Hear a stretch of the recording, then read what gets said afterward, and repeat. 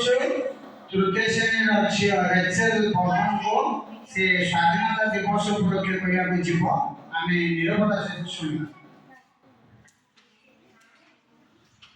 ଏଠାରେ ଉପସ୍ଥିତ ସମ୍ମାନୀୟ ସଭାପତି ମହାଶୟ, ପୂଜ୍ୟ ଗୁରୁଜୀ ଓ ଗୁରୁମାବୃନ୍ଦ ଓ ମୋର ବଡ଼ ଓ ସାନ ଭାଇ ଭଉଣୀମାନଙ୍କୁ ମୋର ନମସ୍କାର ଜଣାଏ। ନମସ୍କାର। ମୋର ନାମ ରେଚେଲ ପ୍ରଧାନ।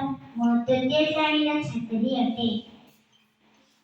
ଆଜିର ଏହି ପବିତ୍ର ସ୍ୱାଧୀନତା ଦିବସ ଉପଲକ୍ଷେ ମୁଁ କିଛି କହିବାର ସୁଯୋଗ ମିଳିଥିବାରୁ ମୁଁ ନିଜକୁ ଧନ୍ୟ ମନେ କରେ।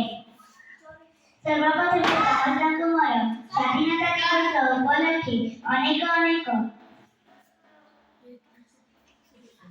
शुभेच्छा जनाए।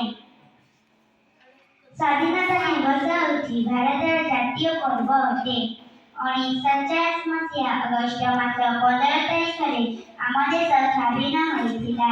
ଏହି ସ୍ୱାଧୀନତା ପାଇଁ ଆମର ଅନେକ ସ୍ୱାଧୀନତା ସଂଗ୍ରାମୀମାନେ ନିଜ ଜୀବନକୁ ହସି ହସି ତ୍ୟାଗ କରିଥିଲେ। ଏହି ସ୍ୱାଧୀନତା ସଂଗ୍ରାମୀମାନଙ୍କ ତ୍ୟାଗ ଓ ବଳିଦାନକୁ ସ୍ମରଣ କରି ତାକୁ ଆମେ ସବୁ ବର୍ଷ ପାଳନ କରି ଆସିଅଛୁ। ସେମାନଙ୍କ ମଧ୍ୟରୁ ମହାତ୍ମା ଗାନ୍ଧୀ, ପଣ୍ଡିତ ଜବାହରଲାଲ ନେହେରୁ, ସୁଭାଷ ଚନ୍ଦ୍ର ବୋଷ, ରାଣୀ ଲକ୍ଷ୍ମୀବାଇ ଏମିତିକି ବୀରପୁତ୍ରମାନଙ୍କ ଅବଦାନ ରହିଛି।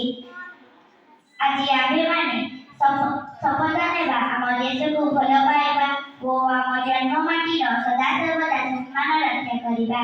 ଆମେ ସମସ୍ତେ ଭାରତୀୟ ବୋଲି ନିଜକୁ ଗର୍ବ କରିବା ଉଚିତ। ଏତିକି କହି ମୋର ବକ୍ତବ୍ୟ ବନ୍ଦ କରୁଛି। ଧନ୍ୟବାଦ।